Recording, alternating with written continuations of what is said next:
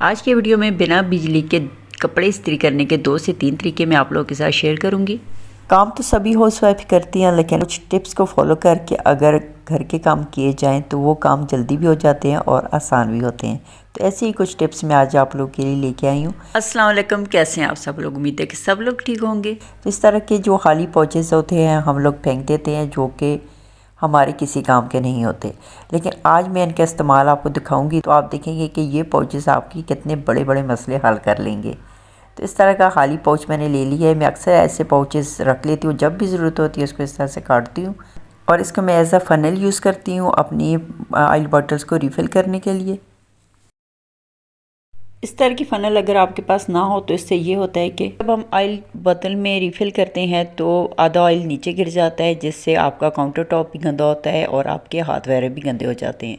तो इससे बचने के लिए आप इस तरह की फ़नल बना लें। अगर आपके पास इस तरह केचप का पाउच नहीं है तो माइनीस वगैरह के अगर हैं तो उसको इस तरह से धो के काट के आप इस तरह से फ़नल बना लें। इससे आप इतना आसानी के साथ अपनी बोतल के अंदर ऑयल को भर सकती हैं। अपनी बोतल के अंदर अगर आपने शरबत बनानी है तो अपनी बोतल के अंदर चीनी डाल सकती हैं, तो ये आपके बहुत से काम कर देगी। नेक्स्ट टिप भी मेरी बहुत ही ज़बरदस्त है। इस तरह ज़्यादातर लोग एग्स लाते हैं इस ट्रे में, तो इसको हम अमूमन फेंक देते हैं। तो ट्रे के पहले भी यूजेस मैंने आप लोगों के साथ शेयर किए हैं वीडियो में, तो अगर आपने वीडियो नहीं देखी तो वो भी आप लोग जाके देख लें। बहुत ही अच्छे यूजेस आपको मैंने इसके बताए थे।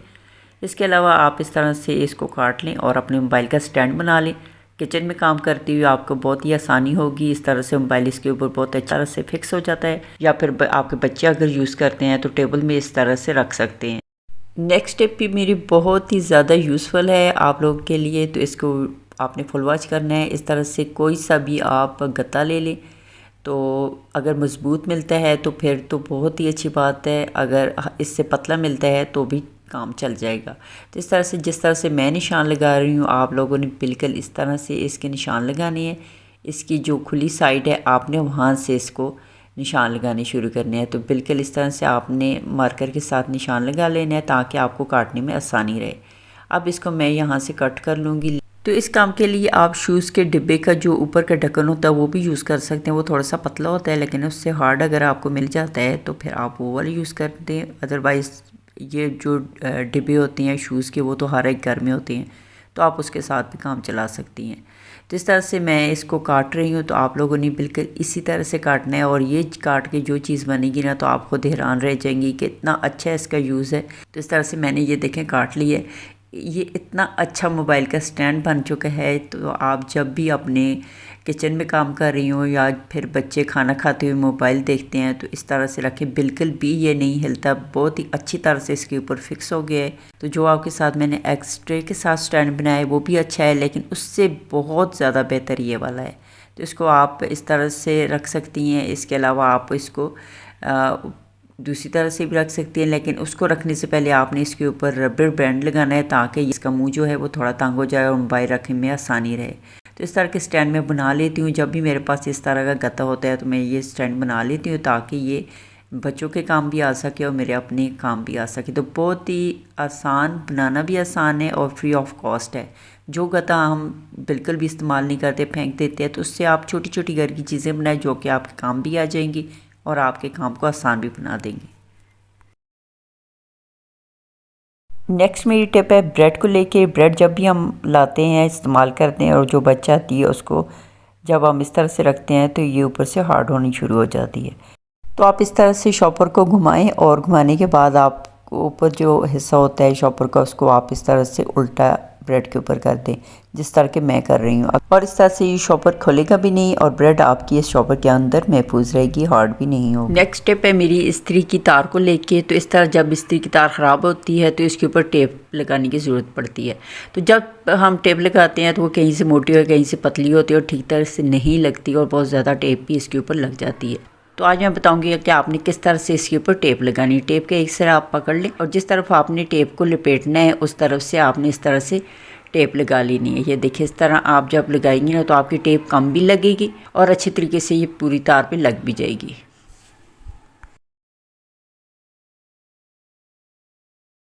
नेक्स्ट स्टेप मेरी है कि किस तरह से हम अपनी इस्त्री की तार को अरेंज करके रख सकते हैं।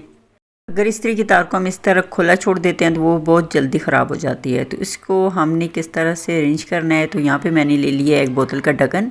तो इस तरह से कोई भी पतली सी पोनी है या फिर रबर बैंड है, तो आप इस तरह से उसकी थिकनेस के हिसाब से आप इसके अंदर सुराख कर लें और उसके अंदर डालने के बाद इसके अंदर आपने एक तीली लगा ली है ताकि दूसरी साइड से वो निकलने ना पाए।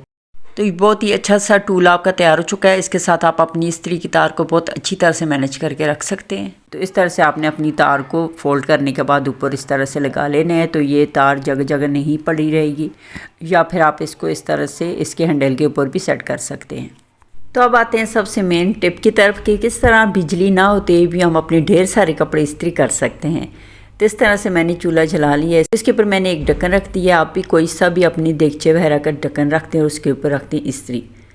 तो इस तरह से इस्त्री डायरेक्ट आग के ऊपर भी नहीं रहेगी और आग के ऊपर गर्म भी हो जाएगी। अच्छी तरह से आप इसको गर्म कर लें। और आज मैं करने लगी हूँ अपने बेटे की स्कूल की शर्ट इस्त्री। तो आप लोग देखें कितनी अच्छी तरह से ये इस्त्री हो जाता है। ये आज से नहीं, मैं कई सालों से इस तरह से इस्त्री कर रही हूँ। इस्त्री को आपने पहले नीचे बिछे हुए कपड़े के ऊपर फेरना है ताकि आपको पता चल सके कि इस्त्री ज़्यादा गर्म तो नहीं है। इसके बाद आपने शर्ट को इस्त्री करना है। जब भी लाइट नहीं होती तो मैं इसी तरह से अपने कपड़े इस्त्री करती हूँ। अपने बच्चों के स्कूल का यूनिफॉर्म मैं इसी तरह से इस्त्री करती हूँ। और एक तरीका तो ये है, दूसरा तरीका मैं आप लोगों के साथ शेयर करूँगी कि अगर उस तरीके से आप लोग आसानी के साथ इस्त्री कर सकती हैं तो ये तरीका ही बहुत ही अच्छा है। तो इस तरह से कोई सी देगची ले लें जो कि बिल्कुल साफ़ सुथरी हो और नीचे से काली ना हो, ताकि अगर हम कपड़े इस्त्री करें तो उसके साथ कालक वगैरह ना लग जाए।